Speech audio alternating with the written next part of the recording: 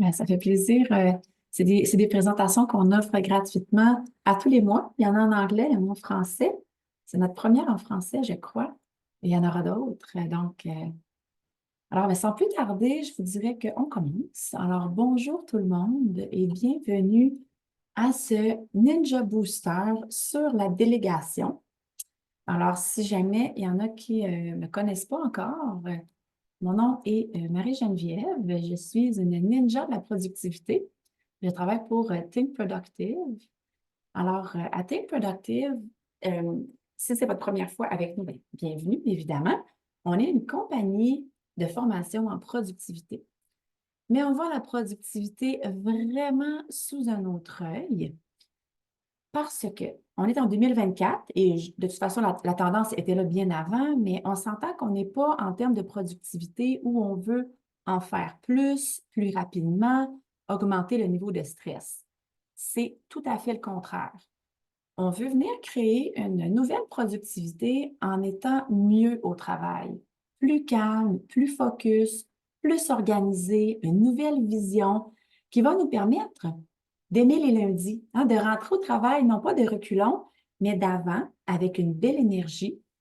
Donc, c'est ça. Si vous nous connaissez, mais vous savez, peut-être vous avez même déjà reçu le livre How to be a Productivity Ninja, écrit par Graham Alcott.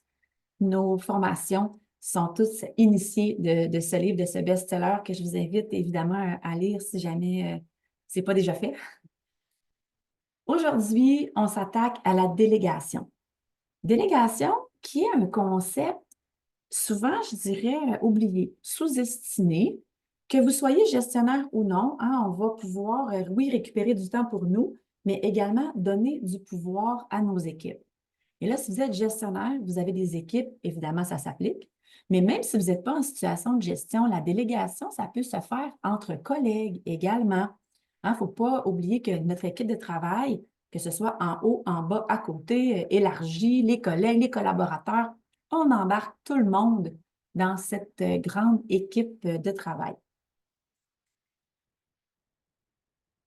Aujourd'hui, on va avoir évidemment bon, beaucoup de contenu. Je vous dirais oui et non, hein. On a juste 30 minutes, mais c'est un petit aperçu de notre grande formation de 2 heures sur la délégation, mais j'essaie de vous donner vraiment l'essentiel aujourd'hui en condensé.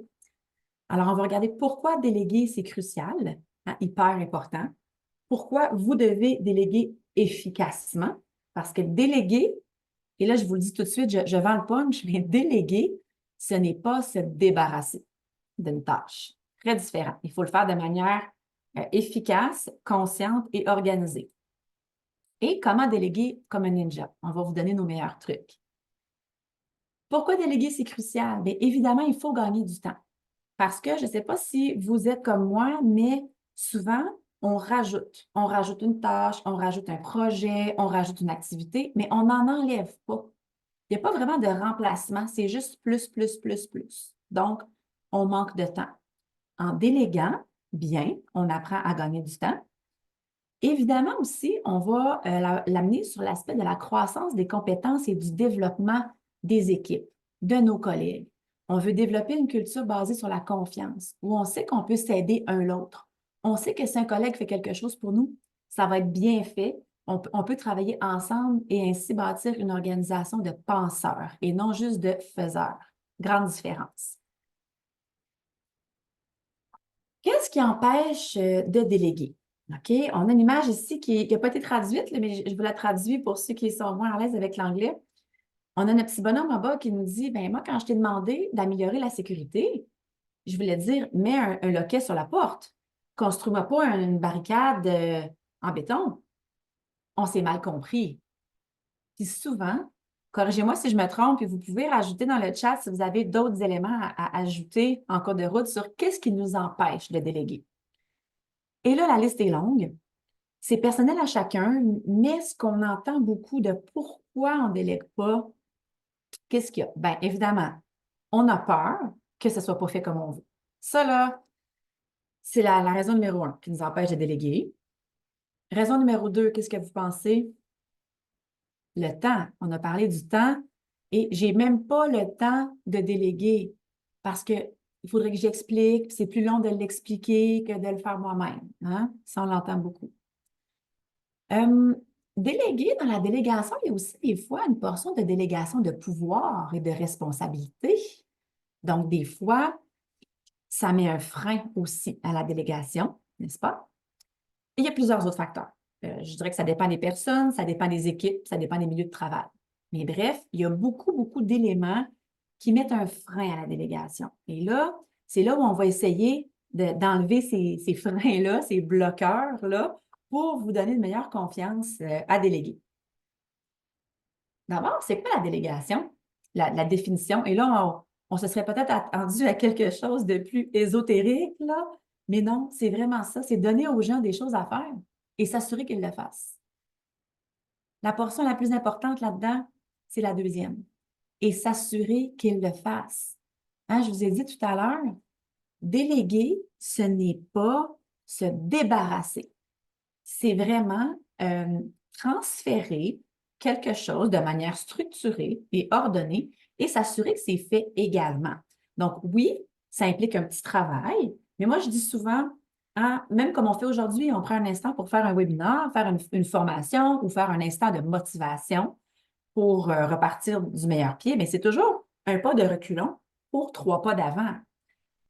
Et là, je vous donne d'emblée un petit truc ici par rapport au fait que souvent on entend, j'ai pas le temps, il va falloir que je l'explique, il va falloir que j'ai pas le temps de le faire. Un truc pour ça là, que je peux vous donner tout de suite, c'est essayer de déléguer des tâches, de cibler des tâches qui sont récurrentes. Parce qu'on comprend que si j'ai une tâche à faire, un rapport, donc un rapport spécifique, mais là, il va falloir que j'explique comment faire le rapport, qu'est-ce que je veux avoir dedans et tout ça, pour une fois. Je vais avoir sauvé 1 heure, mais ça va m'avoir pris 1 heure l'expliquer. On n'est pas gagnant. Par contre, un rapport qu'on doit faire à chaque semaine, à chaque mois, puis là, je pourrais dire, là, ça ne me sauve pas 1 heure dans ma vie, ça me sauve 1 heure par semaine. Ah ah! Là, c'est intéressant. C'est intéressant de prendre l'heure pour bien déléguer, bien expliquer la nature, qu'est-ce que j'attends, c'est quoi les résultats attendus. Et là, ensuite, je viens de me libérer 1 heure par semaine. Donc, commencez déjà à penser à quelle forme d'éléments, de tâches, de projets ou de... On n'est pas très sur la tâche, je vais vous revenir tout à l'heure avec ça, mais commencez déjà à initier vos réflexions sur ce que vous pourriez déléguer.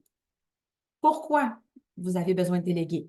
Si vous n'êtes pas encore convaincu, c'est que la réalité numéro 1, vous êtes débordé. On est débordé. C'est notre ami Steve ici, on l'appelle Steve Post-it. Mais ça, c'est nous, on est tous des Steve Post-it. On a tellement de choses dans la tête. Puis, tu sais, que ce soit personnel, professionnel, les enfants à l'école, peu importe, là, on a tellement, tellement de choses dans la tête. On est débordé. Donc, est-ce qu'il y a des choses qu'on peut transférer ailleurs? On n'a pas le choix de se poser la question. Si la réponse est non, ce sera non. Mais je vous invite à faire l'exercice de vous poser la question. Parce que n'oubliez pas que tenter de tout faire va ruiner votre productivité. Parce qu'il y en aura toujours à faire. Et le meilleur exemple que j'ai de ça, c'est le concept de la pile sans fin. Que moi et ma collègue Myriam, je la salue, on a inventé ce concept-là de la pile sans fin.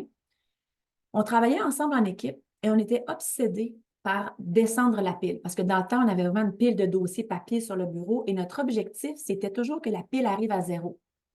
Mais qu'est-ce qu'on se rendait compte? Quand la pile arrive à 0, elle n'arrive jamais à 0. Parce qu'on fait 2 dossiers, il en rentre 3. On en fait 4, il en rentre 2. On en fait 8, il en rentre 12. C'est une pile sans fin. Vouloir tout faire avec la même énergie et la même priorité, ça ne fonctionne pas, c'est impossible. On ne devient pas productif parce que la productivité, là, c'est de mettre son attention, son focus et son temps et son énergie sur ce qui compte vraiment, sur ce qui va nous donner le plus d'impact. Donc, c'est pas vrai que toutes les tâches ont le même impact et la même importance. Et là, on s'est mis à faire du triage. Au lieu de prendre un après l'autre, on s'est mis à prendre un pas de recul, les plus importants en premier. Est-ce qu'il y en a qu'on peut déléguer? On a délégué les moins importants avec le moins d'impact à des personnes peut-être moins qualifiées, mais qui pouvaient faire ces dossiers-là. Et on a complètement revu notre concept de vouloir plus avoir de piles. Et de toute façon, si la pile était à 0, on n'aurait plus de travail. Donc, le but, c'est pas de ne pas avoir de travail, c'est de bien l'organiser. Une autre réalité aussi dans laquelle vous vivez, c'est qu'on vit dans un monde au travail toujours en interruption. On a les bip-bip de notification, les gens qui cognent à notre porte, le téléphone qui sonne. Donc, plus on est réactif, moins on accomplit. On fait juste répondre, répondre, répondre aux besoins des autres et on a moins de temps pour nous pour faire ce qu'on veut faire. Parce que malheureusement, les canaux de communication qu'on utilise pour accomplir notre travail, c'est ceux qui nous empêchent de le faire. Bon, ça, c'est la réalité. C'est la trame de fond dans laquelle on travaille. Hein? Occupé, on ne peut pas tout faire, puis on est toujours dérangé. Maintenant qu'on sait ça, qu'est-ce qu'on fait? Comment on peut apprendre à déléguer dans ce contexte-là et comment on devrait le faire?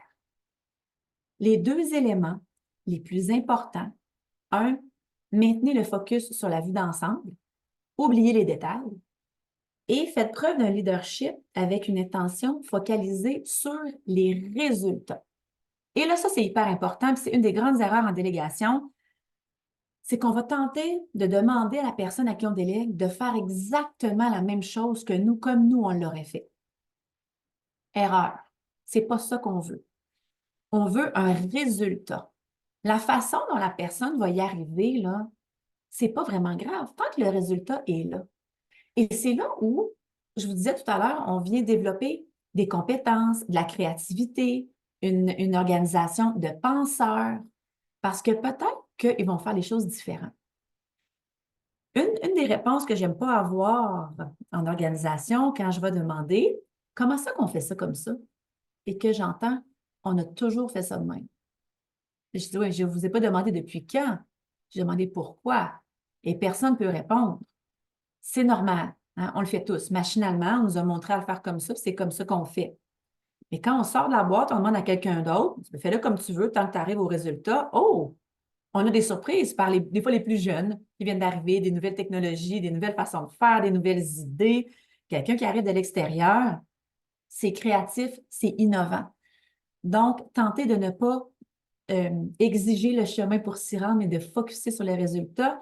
Et là, je donne un exemple. Si, par exemple, moi, je m'occupe des événements sociaux et que je veux déléguer l'organisation d'un 5 à 7 de départ à une collègue et que je lui ai dit, Julie, est-ce que tu peux m'organiser un 5 à 7 pour le départ à Patrick?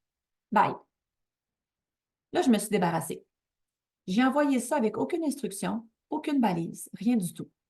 Qu'est-ce qui va arriver? Moi, je vais toujours me demander, es-tu correct? Va-tu faire ça de la bonne façon? Ça va-tu marcher? J'ai un doute.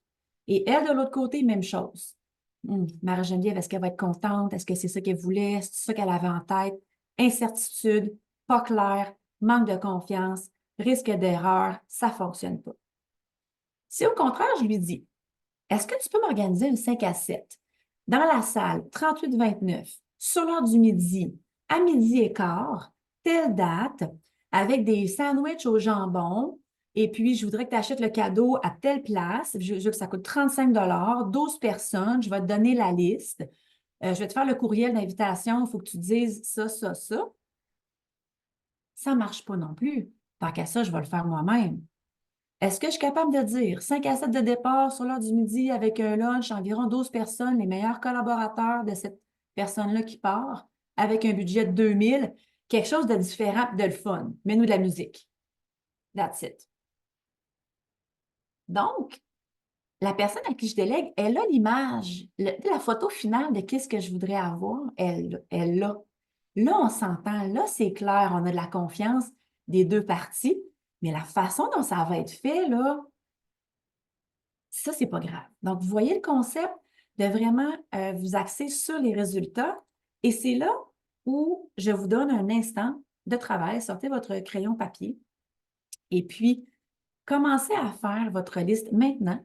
On a pris le temps aujourd'hui, hein, notre demi-heure pour penser à la délégation. Donc, prenez votre crayon papier. Je nous calcule un petit 2 minutes. Là, je dirais environ, au moins pour tout de suite mettre sur papier vos idées de quel résultat et non quelle tâche. Là, souvent, on le voit en forme de tâche, mais si vous avez une tâche, essayez de la transformer en résultat au lieu d'une tâche.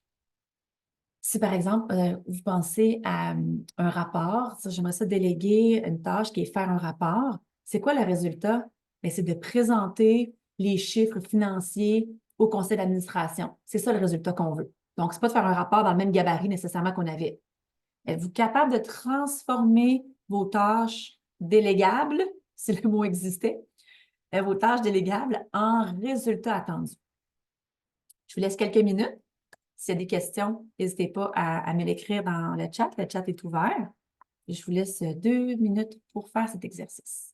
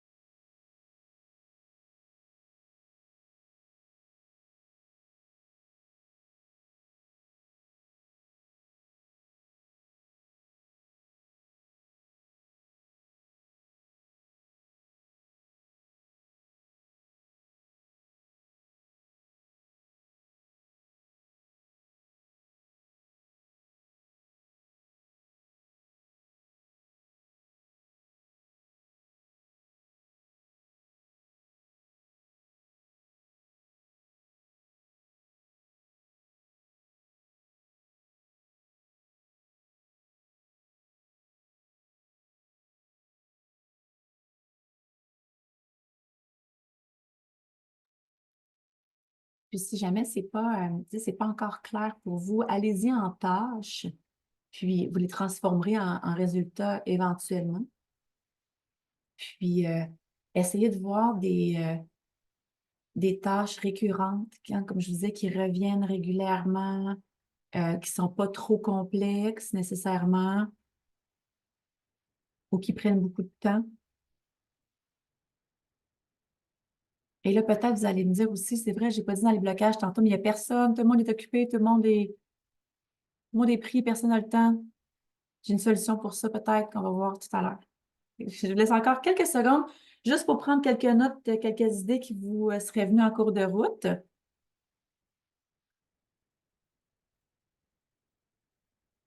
Alors, on poursuit. Je vous amène maintenant dans la réflexion d'établir les limites. Je vous l'ai un peu mentionné avec mon exemple de 5 à 7 de départ, là, à quel point il y a certaines balises qui sont importantes. On ne veut pas y aller trop dans le détail, mais aucune balise, ce n'est pas bon non plus. J'aime bien cette représentation-là où il y a 3 sections de limites. Il y a toujours une section où ça, quand on délègue à la personne à qui on délègue, ça, c'est ta zone. Ça, tu peux faire ce que tu veux là-dedans. Fais pour le mieux. J'ai confiance. Je vais supporter ta décision. Il n'y a pas de problème, là. Ça, tout est possible dans cette zone. On a une autre zone où, si tu entres ici, vérifie avec moi. OK? Parce que ça, c'est peut-être pas clair. On est un peu dans la zone grise. Hein? On a le oui, on a la zone grise et on a le non. Ne dépasse pas. Si tu sens que tu t'en vas là, t'arrêtes, tu viens me voir. Parce qu'on a dit tout à l'heure dans la définition, déléguer, c'est donner des choses à faire et s'assurer que c'est fait, que c'est bien fait. Il y a une forme de suivi à faire aussi. C'est pas on délègue, on disparaît à jamais. C'est la collaboration, c'est du travail d'équipe, c'est de l'entraide aussi. Il faut le voir comme ça. Donc, si on revient à mon exemple de 5 à 7, moi, sandwich au poulet ou sandwich au jambon ou salade ou je ne sais pas quoi, là, on est dans le jaune d'œuf, OK? Je ne veux pas le savoir. Par contre, si on s'était dit 12 personnes, tu es rendu à 25, tu hésites, peut-être on peut regarder si on peut élargir un petit peu. Puis le budget, j'ai dit 2000, le budget, on sait, là, c'est tellement, tellement serré, c'est pas 2001 $, c'est 2000 final. Donc, si ça dépasse, tu peux pas rien faire. Là, tu es obligé de venir me voir, ça prend une signature, ça prend une autorisation. Quand ça, c'est clair pour les deux parties, là, hein, clarté, confiance, là, on a du fun. On a du fun à la déléguer, on a du fun à se faire déléguer aussi. Parce que si on se met de l'autre côté, là, je parle beaucoup de la délégation, mais moi, j'aime ça me mettre dans les souliers de l'autre partie. Est-ce que vous vous êtes déjà fait déléguer quelque chose? Faites, vous êtes dompé, là, j'ai pas d'autres mots, mais tu sais, garroché, hein, juste parce on sait très bien que l'autre personne, ça ne tente pas de le faire, qu'elle a juste lancé ça comme ça. Tu sais, c'est pas agréable. On sent plus un peu bouche-trou que aidant, collaborateur, qu'on est là pour nos compétences, pour participer. Il y a une grande différence. Fait que la façon de le faire, la façon de le présenter, de le travailler en équipe comme ça fait vraiment, vraiment une grosse différence. Et là, je vous disais tout à l'heure, hein, on a souvent le problème de ben, les autres n'ont pas de temps. Puis c'est vrai que personne n'a de temps. Comment on peut jouer un petit peu avec ça? Ben, c'est de demander. Il y en a qui n'ont vraiment pas de temps. Il y en a qui, des fois, à certaines périodes, c'est plus creux, hein. On n'a pas tous les mêmes moments plus achalandés ou plus occupés et vice-versa. On est capable peut-être de jouer un petit peu avec ça. Mais c'est bien important aussi de connaître ces gens, de connaître son équipe. Parce que, et là, ce n'est pas toujours possible. Je mets un petit bémol, là, des fois, il y a des tâches très définies, c'est normé, c'est syndiqué, on ne peut pas toujours. Mais des fois, est-ce qu'on ne pourrait pas échanger des tâches? Dire, moi, je te délèguerais ça, puis n'hésite pas à me déléguer d'autres choses parce que moi, j'aime ça faire ça. Je suis bonne là-dedans. Tu sais, on a quelqu'un dans notre équipe, nous autres, là, qui adore Excel. Non, mais c'est-tu pas du bonheur, ça? Moi, je ne suis même pas capable de faire une formule. J'en fais pas d'Excel. Mais si un jour, ben en fait, ça m'est arrivé l'autre jour, j'étais coincée, hein, à faire un. Oh, ben je sais que je peux l'appeler et dire, hey, t'as-tu un petit 20 minutes? Peux-tu juste m'arranger mon fichier? Puis je t'en devrai une. Bon, c'est pas une grande délégation, là, vous allez me dire, mais ça commence comme ça. Et éventuellement, quand on n'est pas à l'aise à déléguer, c'est un bon truc, ça aussi, que je ne vous avais pas mentionné encore. Commencez par des petites choses qui ont moins d'impact, qui sont moins difficiles, qui sont plus faciles, que c'est pas grave si ça ne sera pas à votre goût. On s'habitue, on y prend goût, on développe cette dynamique-là dans l'équipe et au fur et à mesure, on prend la confiance, on délègue un peu plus. Et en sachant qui aime faire quoi, qui est bon en quoi, on va déléguer la bonne chose à la bonne personne. Tu sais, si j'ai quelqu'un qui parle espagnol, j'ai quelqu'un qui fait des conférences en ligne, qui est habitué en communication versus quelqu'un qui n'aime pas ça de parler devant la caméra, il faut le savoir. Donc, de bien connaître ces gens, les forces et faiblesses de chacun, ça aide aussi, évidemment, à déléguer aux bonnes personnes. Alors, on a vu un peu aujourd'hui l'importance de regagner du temps. Donc, peut-être de prendre un instant, un pas de recul pour regarder l'ensemble de ce qu'on a à faire.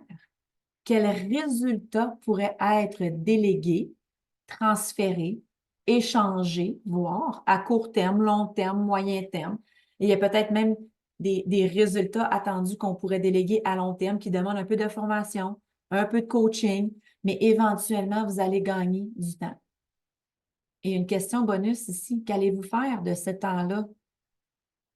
Gardez-le pour des tâches, des, des moments de réflexion, des moments de stratégie, de planification, des tâches qui comptent vraiment. Laissez-vous pas réembourber par les priorités des autres. Gardez en tête les objectifs de croissance de compétences et du développement, développer une culture basée sur la confiance et une organisation de penseurs. Alors maintenant, qu'allez-vous faire? Je vous laisse une dernière petite minute pour prendre quelques notes, vous faire un peu votre to-do list si vous en avez une. Sinon, je vous suggère, puis je le suggère toujours après nos formations ou nos webinaires, de vous mettre 1 heure dans votre agenda environ dans une semaine. Mettez-vous 1 heure, délégation. Peut-être même 2, 3 blocs d'1 heure dans les mois à venir pour vous repencher sur la délégation, prendre le temps de vraiment, là, on l'a fait ça vite aujourd'hui, mais prendre le temps de vous asseoir, regarder votre calendrier, votre agenda, les semaines à venir, où vous partez en vacances, peut-être cet été. Quel bon moment, est-ce qu'il y a des tâches qui doivent continuer, que vous êtes les seuls à pouvoir faire? Bon moment de tester la délégation, partage des connaissances, plan de relève, hein? Il y a beaucoup de choses sous-jacentes à la délégation aussi.